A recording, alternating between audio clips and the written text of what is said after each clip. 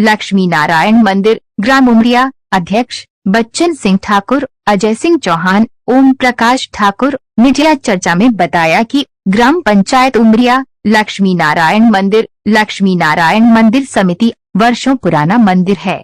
लक्ष्मी नारायण मंदिर ग्राम उमरिया में गोपाल भूमाफिया ठाकुर परिवार मांगीलाल ठाकुर पर लक्ष्मी नारायण मंदिर समिति लक्ष्मी नारायण मंदिर कब्जा करने ग्राम पंचायत उमरिया में अभद्र व्यवहार अभद्रता करते हुए मंदिर समिति ग्रामवासियों धमकी दी। लक्ष्मी नारायण मंदिर समिति माननीय मुख्यमंत्री डॉक्टर मोहन यादव, माननीय कैलाश विजयवर्गीय, नगर प्रशासन मंत्री विधायक उषा ठाकुर, शासन प्रशासन न्याय मदद की गुहार लगाई। पंकज जैन, पत्रकार, इंदौर में। जी बताइए, जो प्राचीन मंदिर है लक्ष्मी नारायण मंदिर उमरिया गांव का, क्या मामला है?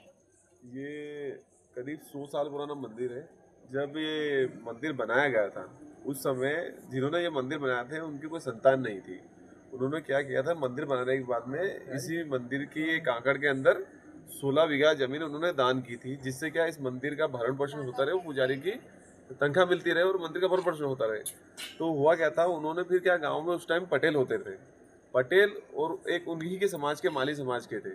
पटेल ठाकुर समाज के थे और इनके जो थे वो माली समाज के थे। उन्होंने क्या इन दोनों को संरक्षण बना के ये भूमि उनको सौंप दी कि आप इस भूमि की सेवा, इनको नीलाम करना मंदिर में अखातीस के दिन, और उससे जो पैसा आता है वो पंडित जी को दे देना और मंदिर के भरण पोषण में लगा देना। अब क्या धीरे धीरे समय बीतता गया, बीतने के बाद में उस जमीन पे उन्हीं के जो सेवाधारक है उनके नाम चढ़ गए। उनके नाम चढ़ने के बाद में तब कुछ समय तक तो अच्छा चला, कुछ सालों तक। उसके बाद में जो उनकी अभी वाली पीढ़ी आई, उनको पता लगा कि ये ज़मीन तो अपने नाम पे है, तो वो इस ज़मीन को बेचने के चक्कर में लगे और उसमें से कुछ भूभाग उन्होंने बेच दिया और उसकी रजिस्ट्री करा दी। तो जिनके नाम पे जिन्होंने रजिस्ट्री किए, उन्होंने उस ज़मीन पे अभी तक उनका नामांतरण नहीं हुआ, क्योंकि मंदिर कमेटी वाले ने उन पे केस लगा रखा है। इसी कारण उनका नाम नहीं हुआ। तो वो जबरदस्ती आज यहाँ पे आए ज़मीन पे। और वो कौन लोग आए थे और किन लोगों ने आपको धमकी दी? ये एक बहुत पुराने भूमाफिया जी, क्या नाम है उनका? मांगीलाल ठाकुर और उनकी संतान है रवि ठाकुर, और उनके 2-4 सदस्य थे। क्या नाम था उनका? विकास चौहान, ठाकुर से टीम पूरी उनकी जो थी, पूरी टीम आई थी वहाँ पे। उनको मना किया कि भैया जब तक कोर्ट का कोई भी आदेश नहीं आ जाता है कि आपका नामांतरण नहीं हो जाता और कोर्ट का आदेश नहीं आ जाता, तब तक आप इस पे कोई भी असंवैधानिक कोई भी चीज़ यहाँ पे मत कीजिए। तो वो हमें गाली गुप्ता देने लगे कि हम तुम्हें कोर्ट में देख लेंगे, ऐसा कर लेंगे, वैसा कर लेंगे, तुम्हें जान से मार देंगे, जहाँ तुम्हारी तकलीफ दोगे। तो मतलब बहुत सारी धमकियाँ देने लगे। और आप ये बताइए, जो ग्रामवासियों के हित में सनातन धर्म हिंदुत्व की रक्षा के लिए आपने इसकी शिकायत कहाँ दर्ज की है?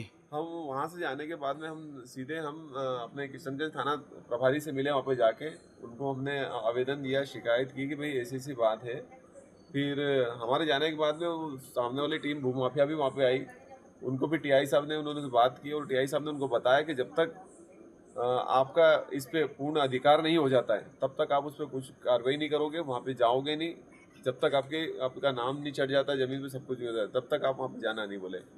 ग्राम उमरिया के सरपंच और क्षेत्रीय विधायक को अवगत कराया समस्या का? हाँ, यहाँ पे कलेक्टर साहब को, अपने विधायक अपने उषा ठाकुर जी को, उनको भी है, गांव के सरपंच को भी, आसपास के 5 गांवों को भी, सभी लोगों को इस बारे में जानकारी पूर्णतः है। आपकी क्या प्रमुख मांगे हैं? आप क्या चाहते हैं कि आप? देखो, हमारी जमीन 16 बीघा में से 1 इंच भी दे। हमारा तो यही है कि ये देना चाहे, हमारा एक ही है कि ये मंदिर की ज़मीन है। 100 साल से मंदिर का ही कमेटी का उस पर कब्जा है और कमेटी उसको हर अखातीस को नीलाम करती है और उससे मंदिर का भरण पोषण चलता है। तो हम चाहते हैं कि हमारी जो मंदिर की ज़मीन है वो हमें दिलाई जाए। आपका परिचय? मैं लक्ष्मी नारायण सेवा संस्थान का अध्यक्ष बच्चन सिंह ठाकुर हूँ। के नाम चढ़ाए थे कि भाई इस मंदिर का भरण पोषण कैसे होगा, इसलिए जिनने मंदिर बनाया था उन्होंने मंदिर जमीन दान में दी थी कि पंडित का भरण पोषण हो और मंदिर का रख रखाव। तो वो संदर्भ में अभी तक व्यवस्थाएं 2022 तक बहुत बढ़िया व्यवस्था चलती रही और उनके जो पूर्वज थे और उनके बाद में उनके जो बच्चे भी आए, वहाँ तक भी व्यवस्था चलती रही। पर 2022 के बाद में उनकी जो संतानें हुई, उन्होंने इस ज़मीन के क्या है कि जब रेट बढ़े तो उनके मन में लालच पैदा हुआ लालच पैदा होने की वजह से उन्होंने कहा कि ज़मीन पे हम लोगों का नाम है, तो ज़मीन को क्यों ना हम बिक्री कर दें, और ज़मीन को बिक्री करके जो भी पैसा हो हम मंदिर में दे दें, मंदिर बनवा दें, और जैसा भी अगर सेटलमेंट हो, भाई अगर मंदिर की ज़मीन है तो पूरी ज़मीन मंदिर को मिले, और अगर आप लोगों की ज़मीन है तो आपको मिले।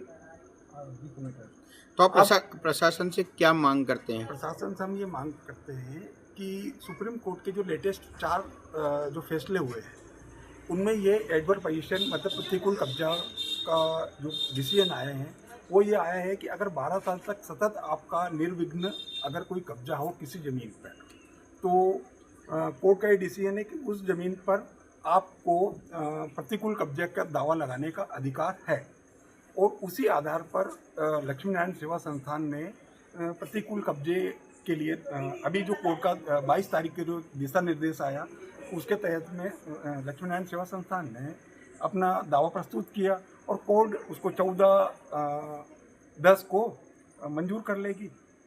उसमें हम अपने जो भी सारी चीज़ें हैं, दस्तावेज है, वो प्रस्तुत करेंगे। अगर ये किसी की व्यक्तिगत या निजी ज़मीन होती है ना, अगर किसी की भी व्यक्तिगत निजी ज़मीन होती तो दो समाज के अलग अलग लोगों के नाम से नहीं होती, पहली बात। दूसरी बात, अगर आपकी अगर निजी भूमि है तो उसकी नीलामी मंदिर में कभी नहीं होती, आप अपने घर से ज़मीन नीलाम कर लेते। और तीसरी बात कि जिस आदमी की ज़मीन है उसने आज तक उस ज़मीन पे कभी भी खेती नहीं की, और आज वो क्यों आके कब्जा मांग रहा है, ये गांव वालों का उनसे। आप ये बताइए, मंदिर परिसर के अंदर और गांव के अंदर किन लोगों ने आप लोगों को धमकी दी और अशब्दों का प्रयोग किया?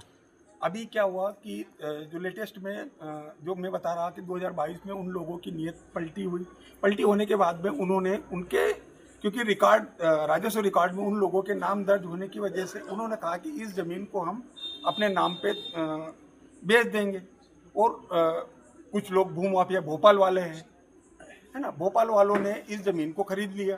भाई उन लोगों ने, जब उन लोगों से हमने बात की कि साहब ये ज़मीन मंदिर की है, तो बोले हमें अज्ञानतावश, बोले हमें जानकारी नहीं थी। मैंने कहा साहब आपकी जब हमसे चर्चा हुई तो हमने आप लोगों को बताया कि ज़मीन मंदिर की है, आप इसको खरीदे ना।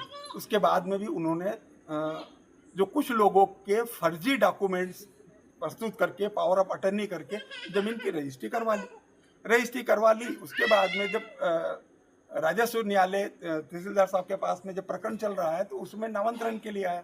तो नामांतरण में जब अगर सिविल न्यायालय में अगर कोई प्रकरण चल रहा है तो सिविल न्यायालय में अगर प्रकरण चलता है तो किसी ज़मीन का नामांतरण नहीं होता है। और ये बात हमें कलेक्टर महोदय और एसडीएम साहब दोनों ने कही कि जब ज़मीन का राजस्व विभाग का जो पंजीयन कार्यालय है वो केवल स्टाम्प ड्यूटी का एक दुकान है, और उसमें किसी भी ज़मीन की आप कोई भी दस्तावेज लेके जाएंगे तो उसका पंजीयन करवा देंगे। आपका परिचय? अजय सिंह चौहान। जी बताइए, मंदिर में जो घटनाक्रम चल रहा है इसके बारे में बताइए, क्या है? भैया मुझे ये पता चला था कि कुछ लोग मंदिर की ज़मीन पे बाउंड्री करने के लिए गए, और जब उन्हें रोका गया तो उन्होंने जान से मारने की धमकी दी, और ग्रामवासियों को धमकाया, और ऊपर से रिपोर्ट इनके खिलाफ ही दर्ज की, और ये भी बोला उन्होंने कि उनके ऊपर हमने पत्थरबाजी की। हालांकि मुझे ऐसा सभी ग्रामवासियों ने बताया, और ये जानकारी मैंने अपने पत्रकार भाइयों को दी, जिसके कारण सभी लोग यहाँ पर आए, और उन्हें सभी ग्रामवासियों ने बताया कि इस प्रकार से दादागिरी कर रहे हैं, ज़मीन पे कब्जा करना चाहते हैं। रजिस्ट्री होने के बाद नामांतरण नहीं हो रहा है, लेकिन नामांतरण होने के बाद वो कब्जा करे तो ठीक है, लेकिन अपने बल पे दादागिरी से उस ज़मीन पे कब्जा करना चाहते हैं, जान से मारने की धमकी दे रहे हैं। और उनके पिछले रिकॉर्ड काफ़ी अच्छे हैं, जो आप लोगों को मालूम ही होगा। आपका परिचय? ओम प्रकाश ठाकुर। जय श्री राम।